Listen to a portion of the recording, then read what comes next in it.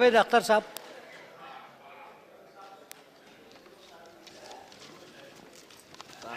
शुक्रिया चेयरमैन साहब। अच्छा वक्त, बुरा वक्त, कैसा भी वक्त हो गुजर जाता है। तो ये 6 साल भी गुजर गए और ऐसे गुजरे कि लगा कि मैंने 6 बार आंखें झपकाई हैं, इतनी तेज़ी से निकल गए। लेकिन इस तेज़ी में भी जो कुछ देखने को मुझे मिला वो मैं ज़िंदगी भर अपने दिल में, अपने जहन में संभाल के रखूँगा। वो बड़ी कीमती चीज़। मैंने यहाँ लीडर ऑफ द ऑपोजिशन और उसके बाद leader of the house Shri Arun Jaitley की स्कॉलरली स्पीचेस सुनी। मैंने यहाँ चिदम्बरम साहब और कपिल सिब्बल साहब का इनके साथ डिबेट सुनी। मैंने यहाँ बिंद्रा करात और सीताराम येचूरी की पैशनेट और लॉजिकल तकरीरें सुनी। मैंने यहाँ श्री रविशंकर प्रसाद के विट को देखा। यहाँ राम गोपाल यादव साहब जो सख्त से सख्त बात नर्म से नर्म लहजे में कह सकते हैं, उनकी बातें सुनी। और भी सुनता, लेकिन मुझे एक किस्सा याद आ रहा है। मजाज उर्दू के एक बहुत बड़े शायर थे और उनका सेंस ऑफ ह्यूमर भी बहुत मशहूर था। तो कश्मीर गए तो पहली बार किसी मुशायरे में, तो वहाँ किसी ने पूछा कि मजाज साहब आप पहली बार आए, यहाँ के कुदरती नज़ारे देखे आपने, कैसे लगे? कहले भाई बहुत अच्छे लगे, और ये बीच में पहाड़ वहाड़ आ गए वरना और भी दिखाई देते। तो यही कह सकता हूँ कि बीच में बहुत सारे एडजॉर्नमेंट आ गए थे, वरना और भी तकरीरें सुन लेता। लेकिन खैर जितना सुना वो भी काफ़ी था। अब क्या फ़ायदा, मैं तो आपकी तारीफ कर चुका। जब ना रहे तो बेहतर जी। यहाँ जब मैं आया था तो एक ख़ास मकसद, एक ख़ास लक्ष्य लेके आया था। कुछ राइटर्स की, कंपोज़र्स के प्रॉब्लम थे इस मुल्क में कॉपीराइट के, और वही दुख लेके मैं आया था। मैं सोनिया जी से मिला अपने साथियों के साथ। उन्होंने हमें मनमोहन सिंह जी के पास भेजा। उन्होंने भी सुना तो उन पर भी उतना ही असर हुआ जितना सोनिया जी पे हुआ था। मनमोहन सिंह जी ने कहा कि देखिए हम आपका साथ ज़रूर देंगे, लेकिन आप अपोजिशन से, ख़ासतौर से बीजेपी से बात कर लीजिए, उनके बगैर आपका काम नहीं हो पाए। तो हम अरुण जेटली साहब के पास गए और मुझे थोड़ी हैरत भी हुई, खुशी भी हुई कि बहुत हद तक तो हमारा प्रॉब्लम जानते ही थे, लेकिन थोड़ी डिटेल हमने और दी। और जिस तरह उन्होंने रिएक्ट किया, उस दिन मुझे मालूम हुआ कि ये काम हो जाएगा। लेकिन ये बात मुझे बड़ी अच्छी लगी मनमोहन जी की, कि उन्होंने कहा कि अपोजिशन से कर लीजिए, उनके बगैर नहीं होगा। ऐसा ही होना चाहिए। देखिए सरकारें तो उन मुल्कों में भी होती हैं जहाँ डिक्टेटरशिप है, सरकारें तो वहाँ भी होती हैं जहाँ शेरडम से बादशाहते हैं। लेकिन डेमोक्रेसी में और इन हुकूमतों में फ़र्क क्या है? वहाँ सिर्फ सरकार होती है, यहाँ सरकार और अपोजिशन दोनों होते हैं। और सही किसी ने कहा है कि चमन में इख्तिलाते रंग बू से बात बनती है, कि खुशबू और रंग से मिल के चमन में बात बनती है। चमन में इख्तिलाते रंग बू से बात बनती है। हम ही हम हैं तो क्या हम हैं, तुम ही तुम हो तो क्या तुम।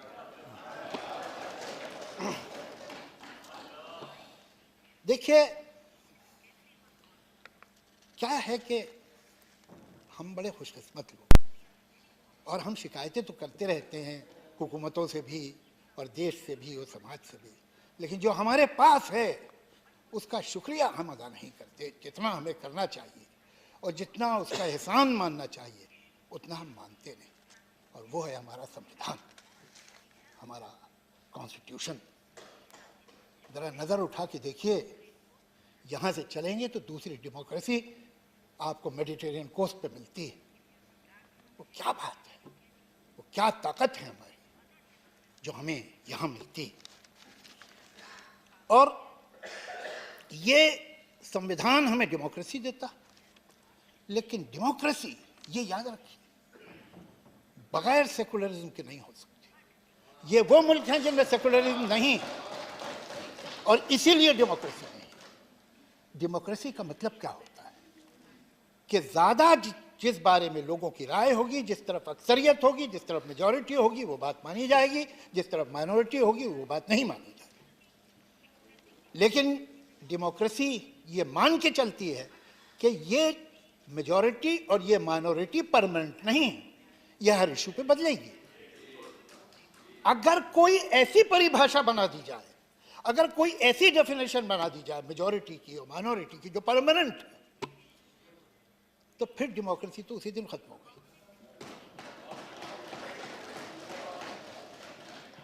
हम अगर सेकुलरिज्म की बात करें, हम अगर सेकुलरिज्म को बचाने की कोशिश करें, तो किसी एक वर्ग या दूसरे वर्ग पे कोई एहसान नहीं कर रहे।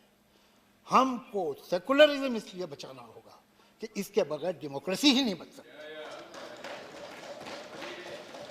लेकिन मैं ऐसा विश्वास रखता हूं कि हमारे देश में बहुत बड़ा अचीवमेंट है, हमारे बहुत से अचीवमेंट हैं।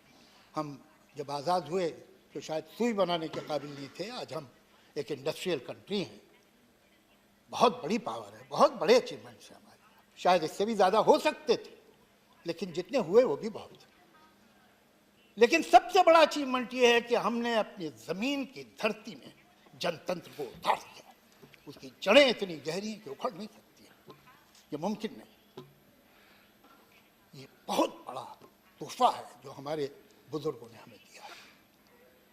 और एक तरफ ये डेमोक्रेसी, एक तरफ ये कमाल का संविधान, और दूसरी तरफ एक ऐसा मुल्क, एक ऐसी आबादी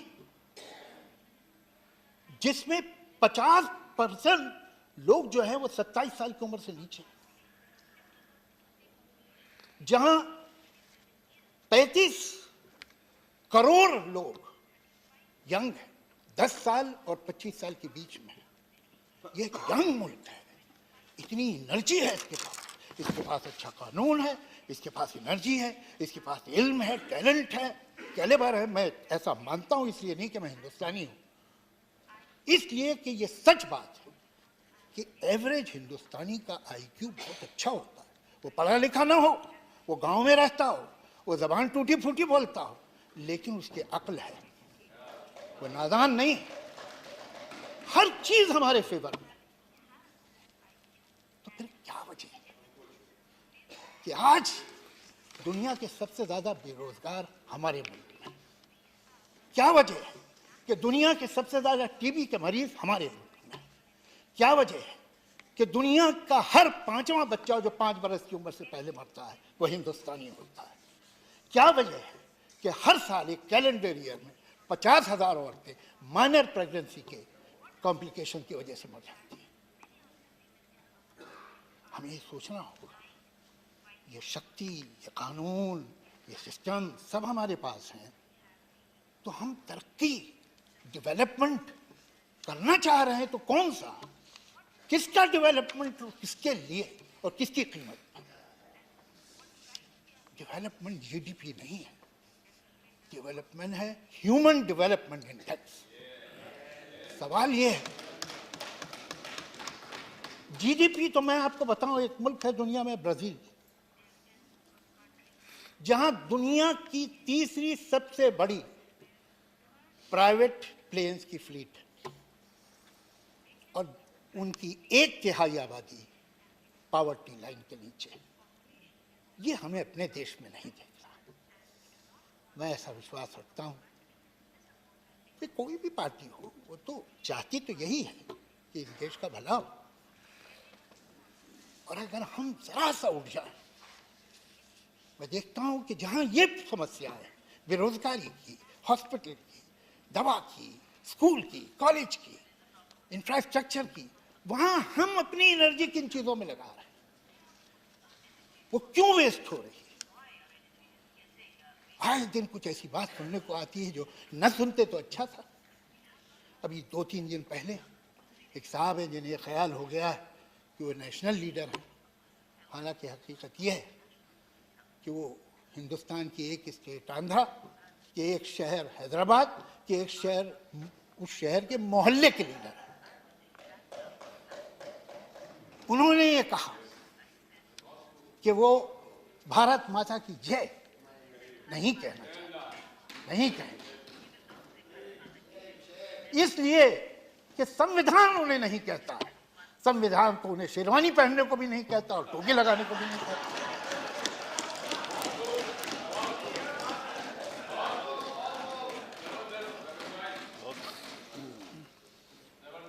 मैं ये जानने में इंटरेस्टेड नहीं हूं कि भारत माता की जय कहना मेरा कर्तव्य है कि नहीं, ये मैं जानना भी नहीं चाहता, इसलिए कि ये मेरा कर्तव्य नहीं, मेरा अधिकार। और मैं कहता हूं भारत माता की जय, भारत माता की जय, भारत माता की जय। कि कौन लोग हैं? मैं इस बात को और उनके इस ख्याल को जितने सख्त वर्ड मुमकिन है जो एक्सपंज न हो उनमें कंडेम करता हूं। और मैं इतनी ही सख्ती से एक और नारे को भी कंडेम करता हूं जो अक्सर हिंदुस्तान के शहरों में बोला जाता है, मुसलमान के दो स्थान, कब्रिस्तान या पाकिस्तान। मैं उसे भी कंडेम करता हूं।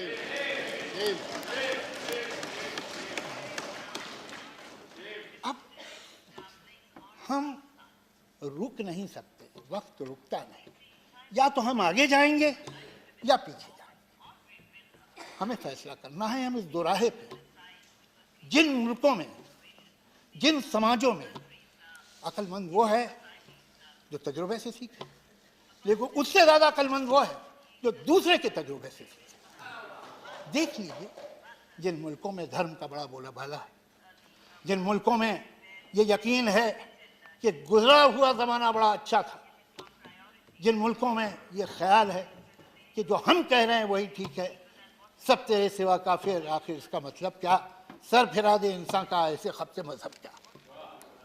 जिन मुल्कों में ये खब्त, वो कहाँ गए जहां बात पर जबान कटती है, जहां आप एक लफ्ज बोल दें जो धर्म के खिलाफ हो, मजहब के खिलाफ हो, तो फांसी दे दी जाती है।